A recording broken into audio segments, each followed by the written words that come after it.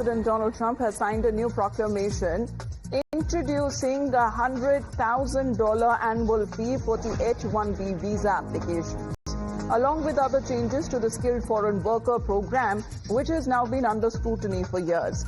Originally designed to attract exceptional foreign talent for specialized technical roles, the H-1B program has evolved into a channel for workers accepting salaries around $60,000 annually, well below the $100,000 plus compensation, which is typical for American technology professionals. Now, accordingly, that is now being said with this proclamation that is now being signed by the U.S. President. The Trump administration says that the move is aimed at ensuring that people being brought into the country are actually very highly skilled and do not replace the American workers. Thank you, Mr. President. One of the most abused visa systems in our current immigration system has been the H-1B non-immigrant visa program. This is supposed to allow highly skilled laborers who work in fields that Americans don't work in to come into the United States of America. What this proclamation will do is raise the fee that companies pay to sponsor H-1B applicants to $100,000. This will ensure that the people they're bringing in are actually very highly skilled and that they're not replaceable by American workers. So it'll protect American workers, but ensure that companies have a pathway to hire truly extraordinary people and bring them to the United States to work. We need workers. We need workers. We need great workers. And this pretty much ensures that that's what's going to happen. I think, Sean, do you agree with that? Well, they're $100,000 per year. So the whole idea is no more will these big tech companies or other big companies train foreign workers. They have to pay the government $100,000, then they have to pay the employee. So it's just not economic. If you're going to train somebody, you're going to train one of the recent graduates from one of the great universities across our land, train Americans, stop bringing in people to take our jobs. That's the policy here, $100,000 a year for H-1B visas, and all of the big companies are on board. We've spoken to them about the gold card. They love it. They love it. They really love it. They need it. Well, let's connect it with Srinjoy. Srinjoy, good morning. This move, could it impact adversely when it comes to the Indian professionals on visas in the U.S.? Because does highly skilled means that you have to be also wealthy to actually pay that amount with the H-1B visas now to a staggering $100,000 annually? Yes, the H-1B visa now is $100,000. Now, of course, it's beyond the capacity to pay for many, many Indians. But the question is, what Trump is trying to do is get the big firms like Amazon, like Google, like Facebook, to Meta, to pay for this. Now, the question is, when these big firms recruit workers for India, are they going to pay the $100,000? That's really the question, and that's up in the air. Now, yes, they have the capacity. Google has the capacity to pay $100,000 for a skilled worker. But the question is, will they do it? Will they do it for lots and lots of skilled workers? Now, you would imagine that they will do it for just a few. Now, that's what Trump is trying to do. He is trying to ensure that at least more Americans get hired and fewer people from other parts of the world come to America. That's one way of looking at it.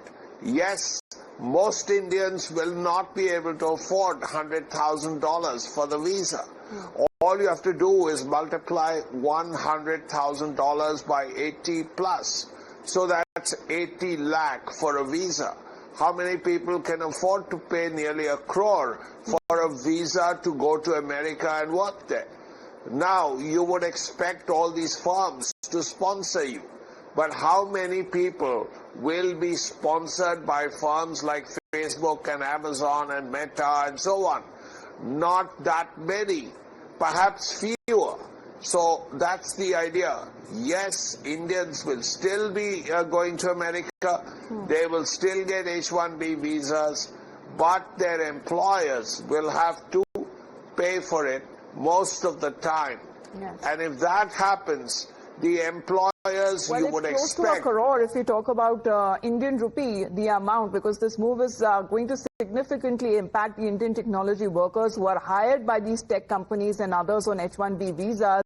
And the visas that are said to be valid for 3 years can be renewed for another 3 years. But this development is also coming at a time, Srinjoy continues to be with us, where the U.S. Commerce Secretary, Howard Lutnick, has now slammed the free visas and hikes in H-1B visas fee.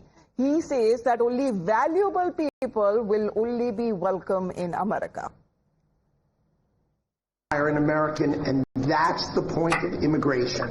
Hire Americans and make sure the people coming in are the top people. Stop the nonsense of letting people just come into this country on these visas that were given away for free. President is crystal clear. Valuable people only for America. Stop the nonsense. Well, according to the Trump administration, Shinjoy, the H-1B non-immigrant visa program was one of the most abused visa systems in the country's current immigration system. But this new system, is it supposed to allow only highly skilled laborers who actually work in fields that Americans don't work in, that actually come to the United States? Yes, eventually it boils down to Indians working in the IT sector. Oh, that's basically the bottom line. And these are the people who are most likely to be affected. The point is, yes, you rightly said, very few Indians will pay 80 lakh for a visa. The next point is, will their employers, all big firms like Google, will they pay for it?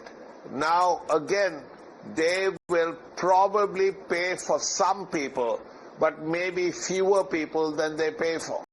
So if that happens, fewer Indians will be in America on the H-1B visa. That is probably the bottom line. But how much it will affect Indians, to what extent will affect Indians, actually remains to be seen. It's a demand-supply situation. Google will say, we can afford this many $1 million for that many people. Well, a race and will that now will begin be, as far as when it comes to just looking at, merit or eligibility, or who has money, the amount to pay nearly 88 lakh rupees or close to a crore to actually gain this visa in the U.S. But Srinjoy, there is another development as far as the president has signed this executive order for the gold card. He says the gold card visa program is here, and the fees that is now set is for $1 million for individuals